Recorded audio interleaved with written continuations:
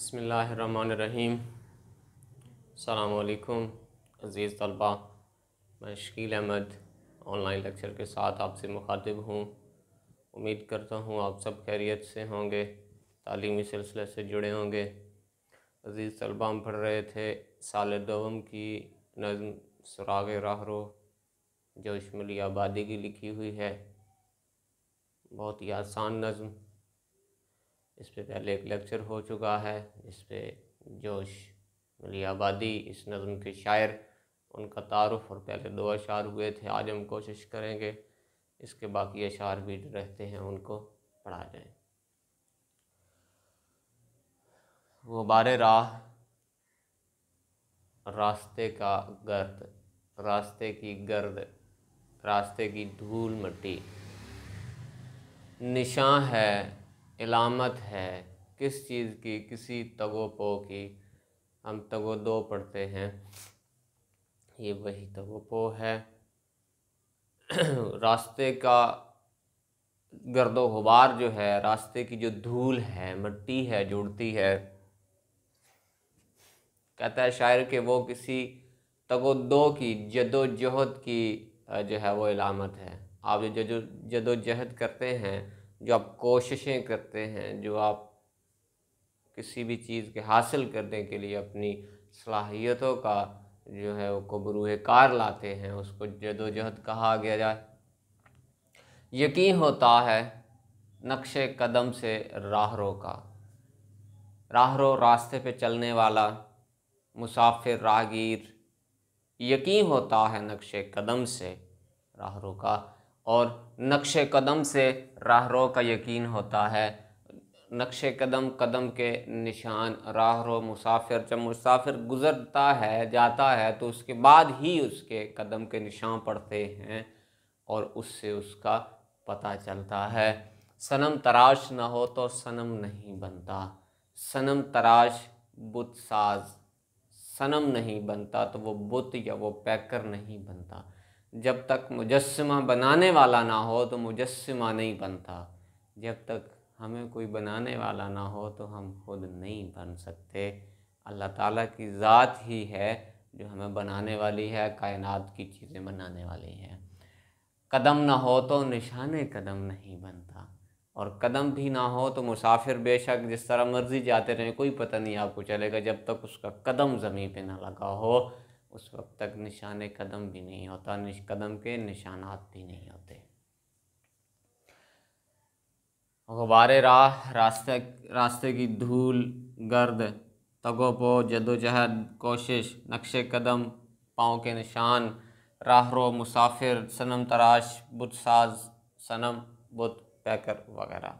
मफहूम इसका कुछ यूँ है कि रास्ते का गुबार किसी के दौड़ने से उठता है या चलने से उठता है। मुसाफिर के गुज़रने से ही कदम का निशान बनता है। बुत के लिए, बुत तराश और निशाने कदम के लिए कदम का होना बहुत ज़रूरी है, वगरना इसके अलावा ना तो बुत बन सकता है और ना ही पाँव के निशानात बन सकते हैं।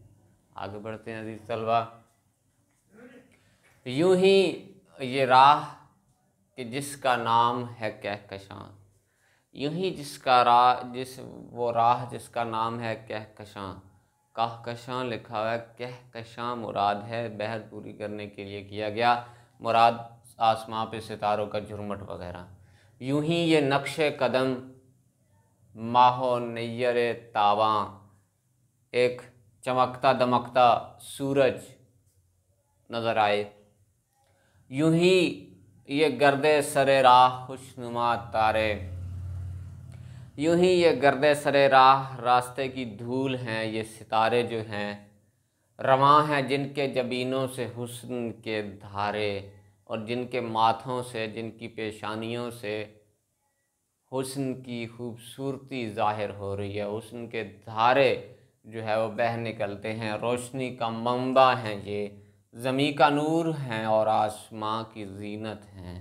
ज़मी के लिए ये नूर हैं और आसमान के लिए ये खूबसूरती हैं। ज़मी पे नूर की तरह चमक के नज़र आते हैं और आसमां की जो है वो ज़ेबाइश, आराइश, खूबसूरती की वजह बने हुए हैं, किसी की शौक़ रफ्तार की अलामत हैं, और आसमां पे जो है वो किसी की शौक़, किसी के बांकेपन की, किसी के बड़ा चंचल शौक़ होने की जो है वो ये अलामत हैं।